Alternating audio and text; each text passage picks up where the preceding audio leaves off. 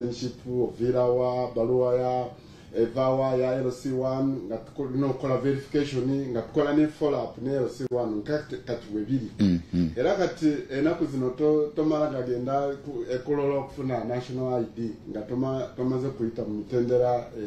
batekawo naye buli omuntu yali ajja kuzikumeza nga yeyogerako nzekaya nga tumuwandiza wali nga bamwa national ID olinawo oko ezimu eziri awo okuzemu akute ndinako nezimu nenda kuzikula dawano ndinako wano zimu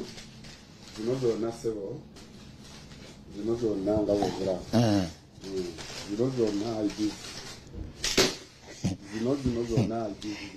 sijja kubalaga bifaananyi naye nsobola okusomayo kulinnya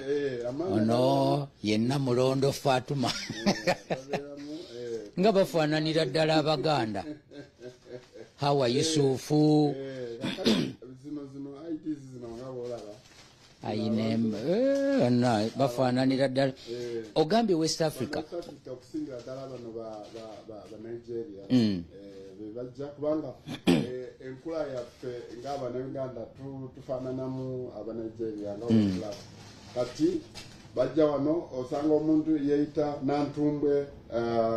Shifra Nantumbwe Shifra naye Nantumbwe Shifra nga Nigeria awedde emirimu kati tubeera nyingi nnyo tulinawo IDs ezisoba mu mutwalo ezimu twazikwata netuzizaayo ikololo kunira kubanga nira bebafunyanyizibwa ku bintu bino bya national ID era bwetugaba zino bwetutwala zino IDs tuba tusuubira nti balina okubanga basazaamu IDs zino bazisazaamu kubanga ojja omuntu ayeeyita aze nti bamuyita Amron Winnie naye okumubuuza nti Amron Winnie yani n'omubuuzaako ebimukwatako ng'atamatama era olumala ng'addusa emisinde waliwo ono ddala namakulu ono waawano oyo so ebintu bino serious byetwogerako obaolyawo Abannayuganda abale bayinza okulowooza nti ebintu bino twogerako byogere okunyumiza emboozi naye nga byo biri zino IDs zino zetwakakwata mu nnaku zino kubanga ezasooka twazitwala netuzitwalayo mu munira era nezino tulina okubanga tuzihanding over munira bebajja kumanya ku engeri okuzijja mu system kubanga balina okuteeka mu system baziregisteringe bamale bazikansolinge zireetaba mu system bano abazifuna baba bamaze okufuna bakikozesa kufuna butuuze muno anti kati bategeera nti wano okufuna passport engeri gye twatandikamu ekintu kya online application constitution oba etteeka lyaffe erya immigration ligamba nti requirement esingira ddala okuba ey'amaanyi gye twagala wano okufuna passport ye national ID actually bwoba ogenda kufuna national passport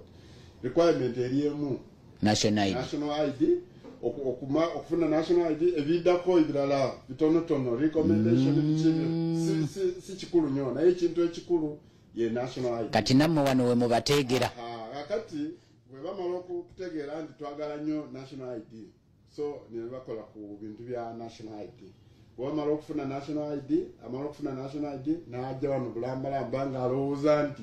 bw'anaatuuka wano n'awaayo agenda kuwaayo buwi national ID tumwe passport n'atamanya nti ffe wano tulinayo abakugu abakola ku verification ya citizenship tomala katuwa ID n'olowooza nti tugenda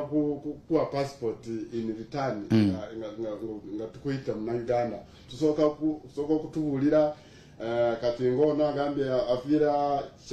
kyotera Rakayi n'otubulirako ku bya maama wo taata wo jjajja wo ebintu bye bityo kati ng'ono w'ekyotera Rakayi ono Mulwana Yusuf mu Tanzania ye Mulwana Yusuf era we yajja wano nzijjukira bulungi ono Mulwana bali bamubuuza ebibuuzo nga atamatama yajja n'omuntu gwe yali ayita oba taatawe naye taatawe ng'amuhayarinze kuva eyo yamupangisa kuva mu kibuga naye nga byayogera tebikwatagana mulwana kimanyi taatawe akati n'awaayo ate erinnya ddala ate taatawe gwalese naye n'awaayo okugenda okumugjako endala muntu eyoono ng'eraga birala ng'ate awaddeyo amannya malala tamanyi nti bino tubeera nabyo ku sisitimu zaffe so n'olwekyo tukubiriza abannayuganda abali eyo nga mubeera n'abantu bano abagwira naye nga mumanyi nti bagwira reali abawedde emirimu ate nga balina cards zaffe zino national ID balime okuziabusinga balime okwonoona erinnya ly'eggwanga lyaffe mubaweeyo mujje wano mutuwe information eyo ffe tujja kujja mpolampola tubakwate kubanga kati zino tukwatako zino kubanga baagala ki passport naye abaliyo bangi bazikozesa okukula amataka bazikozesa ku bintu kukola transactions enyingi ennyo eyo gye muli mu bitundu eyo gye muli so bw'olaba omuntu kituufu omumanyi nti musajja mu Sudan omulabi yakajja mu Sudan ate nga atandise okuwaayo national dawa yagijjawa so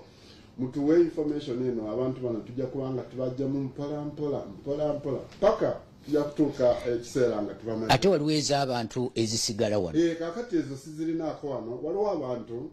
bwe bamala okujja wano anti nga bwe nkugambye requirement ya passport national ID so bw'ojja olina okuwaayo national ID ne bakuwa interview ne bakukolako kati abantu abangi bambi aba amanyi nti okufuna passport ekintu si kyangu kati bwe yajja wano ne tumukolako mangu n'abeera excited asituka buzitusi n'agamba maama nfunye passport n'adduka butusi n'aleka wano ID nazo tuzina eziwerera ddala mu kakaaga tuzirinayo wansi era tujja kufuna ekiseera tukole list eyo eya zino ID zino ze balekawo tulinawo n'abantu balekawo ne driving license balekawo bank cards zino ATM cards weziri eyo nyingi nnyo twazitereka era tujja kufunayo akadde tuzidisplayinge abantu abo tubasome amaanyi bajje banone ebintu byala kubanga tumanyi nti okureplacinga national ID nakyo si kyangu ziwerera ddala mu kakaaga sebo ate abantu bayinza okubeera nga bali eyo babonaabona naye nga kati zaabwe ziri wano nsaba tubasiibule sebo mwebale nnyo bukedde nga bulijjo mubeera wano mwe ababeera ku nsonga mwe abatandika nsonga wano ekintu nekitambula kati ekintu kino ky'abano abagwira bajja kufuna kadisi zaffe bambi mututambuze tugezeko okulaba nti teri mugwira yenna okusinga ddala bano abannaffe abeefunyirize ku muze guno abanigeria nga tubaamu omukisa guno okufuna national ID zaffe so n'olwekyo basiima nnyo bonna abatulaba eyo abalaba bukedde mweyongere okutulaba era tubasiima nnyo okukerera ku Bukedde TV waaw twagala okwebaza abatambudde naffe ekitundu ekyagaffe eyo ziizino muzirabye n'endala nnyingi ze tutalabyeko kikutiya kiri eyo nze Terakaya Semwanga tuli naye wano yabadde producer wa wano Franka Sentongo Mase Nantongo bonna tuli nabo ne Mugabe katuddeyo mu studio ekyenkya kikyatambula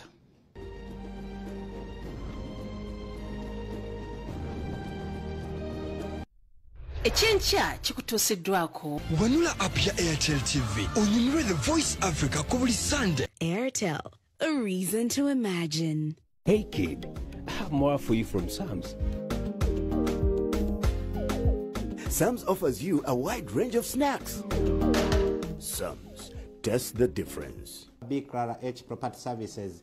twalese estate empya ku miliyoni 7.5. jangu wefunire poloti ekyapa mu ngalo osobole okubanga fuba oba musujja. Tof Plus ky'ekyokuddamu kyo ekkerenda limo nga liwonya endwadde zonna. Tof Plus mwekwate. Mukaka promotions ne jwala promota bakutuusako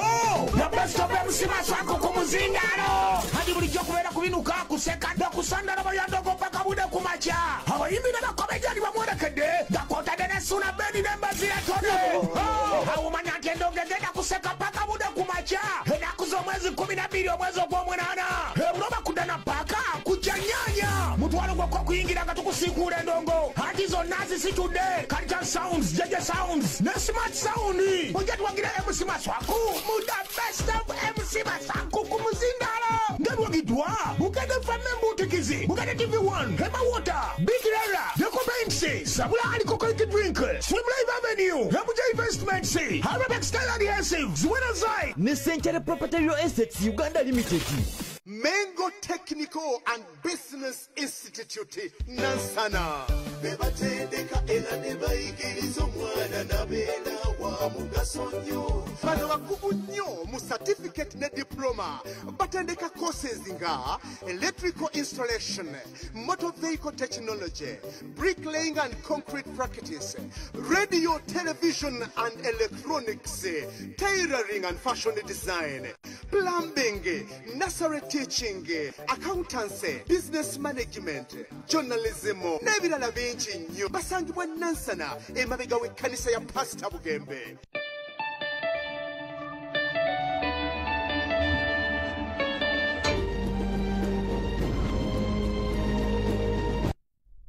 Ekyenkya kikutuusiddwako wanula app ya Airtel TV.